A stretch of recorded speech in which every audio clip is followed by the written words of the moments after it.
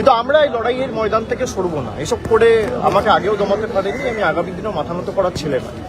আপনারা কেএমসি নিয়ে আমাকে প্রশ্ন করেছেন যে কেএমসি আমাকে নোটিশ দিয়েছে। কেএমসি যে নোটিশ দিয়েছে তার রিপ্লাই আমি ইতিমধ্যেই দিয়েছি এবং গতকাল আমরা হাইকোর্টেও মুভ করেছি, কোর্টে কেসও ফাইল করা হয়েছে।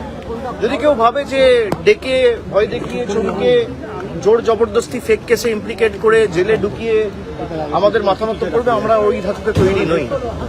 সবাই অমিত শাহর পদলেহন করে বিজেপিতে যোগদান করে নিজেদের রাজনৈতিক স্বার্থ চরিতার্থ করতে বিজেপিতে যায় না। এটা দলের একটা সামগ্রিকভাবে দলের কেন্দ্রীয় হেল্পলাইন না, এটা অভিষেকের ব্যক্তিগত কোনো উদ্যোগ? আমি যেহেতু জানি না, আমি না জেনে আমি মন্তব্য করব না। আপনারা দেখছেন শিরোনাম update, powered by Misba agro product, Arambagh, Hooghly. Co-powered by Asha cancer institute, new hospital road, Rampurhat, Birbhum. নমস্কার, আপনারা দেখছেন সংবাদ শিরোনাম, আর শিরোনাম আপডেট নিয়ে রয়েছি আপনাদের সঙ্গে আমি মান্টি। ভোটের ফল ঘোষণার প্রায় ২৬ দিন পর সোনারপুরে দলীয় কর্মীর বাড়িতে গিয়ে ডেমোক্রেসিতে আক্রান্ত হয়েছিলেন সর্বভারতীয় তৃণমূল কংগ্রেস নামে আঞ্চলিক দলটির সর্বভারতীয় সাধারণ সম্পাদক অভিষেক বন্দ্যোপাধ্যায়। এরপর কখনো নিয়োগ দুর্নীতি, কখনো বা কয়লা পাচার মামলা, কখনো বা বেআইনি নির্মাণ সংক্রান্ত নানান মামলায় তাকে তলব করা হয়। এর মধ্যে কোনোটাতে তিনি উপস্থিত ছিলেন, কোনোটাতে আবার ছিলেন না। মাঝে সই মামলাতেও নাম জড়িয়েছে যুবরাজের। এরই মাঝে বেশ কয়েকবার আদালতেরও দ্বারস্থ হয়েছেন আইনজীবী মারফত রক্ষা কবচ আদায়ের জন্য। যদি তাকে তদন্তের নামে ডেকে নিয়ে গিয়ে জিজ্ঞাসাবাদের সময় বা তার পরে গ্রেফতার না করতে পারে, সেই কারণেই রক্ষা কবচ। মাঝে দিল্লিতে গিয়ে পিসির সঙ্গে ইন্ডিয়া জোটে নিজের চেয়ারটা পাকা করতে গিয়েছিলেন। খেইতে যদি দলটাই হাতছাড়া হয়, তাই কংগ্রেসে যাওয়ার রাস্তাটা পরিষ্কার রাখতে গিয়েছিলেন পিসি আর ভাইপো। রাহুল সোনিয়ার সঙ্গে কথা বলে পিসির সঙ্গে এয়ারপোর্ট পর্যন্ত এসেও কলকাতার বিমানে না উঠে ফিরে যান অভিষেক, কারণ আদালতের রক্ষা কবচ তখনও মেলেনি। পরদিন রক্ষা কবচ পেয়ে কলকাতায় ফেরেন তিনি। তারপর আবার এক জ্বালা, শালবনী থানার পুলিশ রাতের বেলা এসে তার বাড়ির সামনে ডাকাডাকি, সেটা অবশ্য সুমিতের খোঁজে। পরদিন ভোরবেলা তালা ভেঙে তার বাড়িতে ঢুকলেও আত্মসহায়ক সুমিতের হদিশ পাননি পুলিশ। এরপরেই সুমিত এবং অভিষেকের নামে বিভিন্ন থানায় অভিযোগ জমা পড়ে। তার মধ্যে মাটি চুরি মামলায় যেমন অভিযোগ রয়েছে ৩০০ কোটি টাকার, তেমনি আমফানের ত্রাণের টাকা দুর্নীতির অভিযোগও উঠেছে অভিষেকের নামে। পাশাপাশি অভিযোগ, দলের কর্মী সমর্থকরা নাকি শাসক দলের হাতে আক্রান্ত হচ্ছে। এখানে দল মানে অবশ্য কালীঘাটপন্থী তৃণমূল না ঋতব্রতপন্থী তৃণমূল, তা সঠিকভাবে জানাননি যুবরাজ। সেই তাদের জন্য হঠাৎ করেই ভোটের ফল বের হওয়ার ৫৬ দিন পর পরাণ কেঁদে উঠেছে ভাইপো বাবুর। আর তাই এক ডাকে অভিষেক প্রকল্প চালু করে দিলেন। তাই নিয়ে নিজের দলের মুখপাত্রও কটাক্ষ করতে ছাড়েননি। সঙ্গে তো শাসক শিবির রয়েছেই, শোনাবো সে কথা। তবে তার আগে শিরোনাম আপডেটে সময় একটা ছোট্ট বিরতির, সঙ্গে থাকুন। সম্রাজ্ঞী নার্সিং হোম, এখানে পরিচ্ছন্ন পরিবেশে আমরা সুচিকিৎসা দিয়ে থাকি। আমাদের এখানে অভিজ্ঞ চিকিৎসক দ্বারা general surgery, gynae, maternity, micro surgery ও মেডিসিন সংক্রান্ত চিকিৎসার সুবন্দোবস্তও রয়েছে। আমাদের পরিষেবা নিতে আজই যোগাযোগ করুন 9/163 যশোর রোড পূর্ব, Ambika city, Barasat, Kolkata 125। Mobile number 8272942780 এবং 9434102626।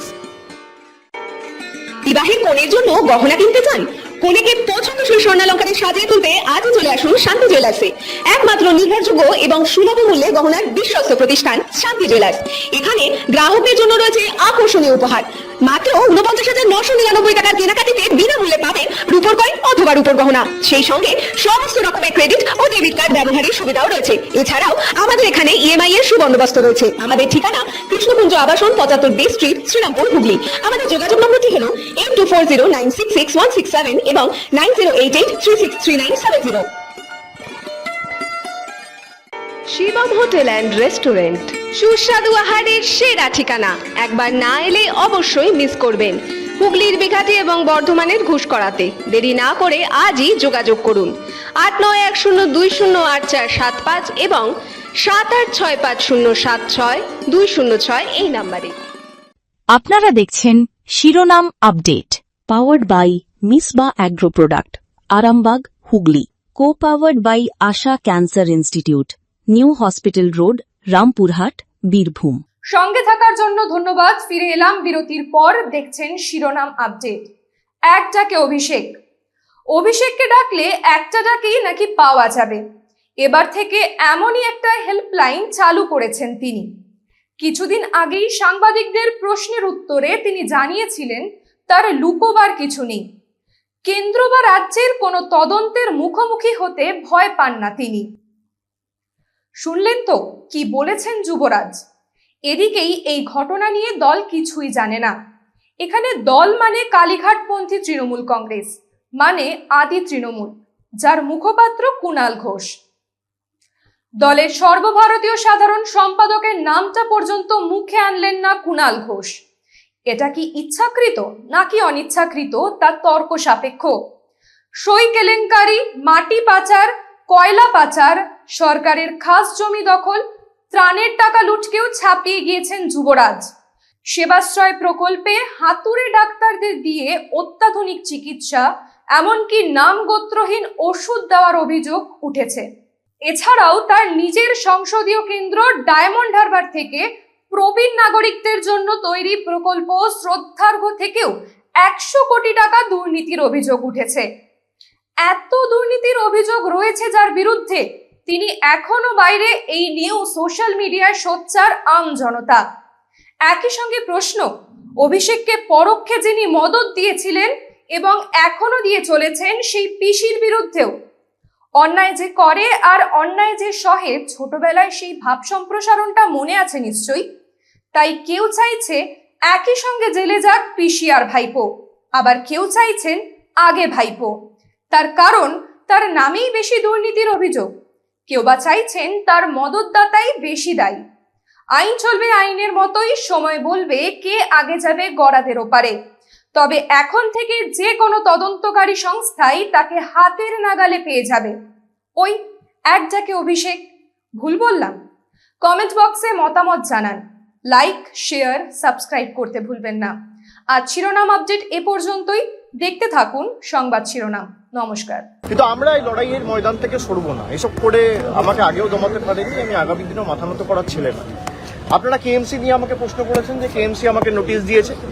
কেএমসি যে নোটিশ দিয়েছে তার রিপ্লাই আমি ইতিমধ্যেই দিয়েছি এবং গতকাল আমরা হাইকোর্টে মুভ করেছি, কোর্টে কেসও ফাইল করা হয়েছে। যদি কেউ ভাবে যে ডেকে ভয় দেখিয়ে চমকে জোর জবরদস্তি ফেক কেসে ইমপ্লিকেট করে জেলে ঢুকিয়ে আমাদের মাথা নত করবে, আমরা ওই ধাতুতে তৈরি নই। সবাই অমিত শাহর পদলেহন করে বিজেপিতে যোগদান করে নিজেদের রাজনৈতিক স্বার্থ চরিতার্থ করতে বিজেপিতে যায় না। এটা দলের একটা সামগ্রিকভাবে দলের কেন্দ্রীয় হেল্পলাইন, না এটা অভিষেকের ব্যক্তিগত কোনো উদ্যোগ আমি যেহেতু জানি না, আমি না জেনে আমি মন্তব্য করব না। না, এরকম কোনো আলোচনা হয়নি। ওয়ার্কিং কমিটিতে যেটা আলোচনা হয়েছিল যে সকলকে পাশে থাকতে হবে, কর্মীদের পাশে থাকতে হবে। না, আমি ওরকম এক ডাকে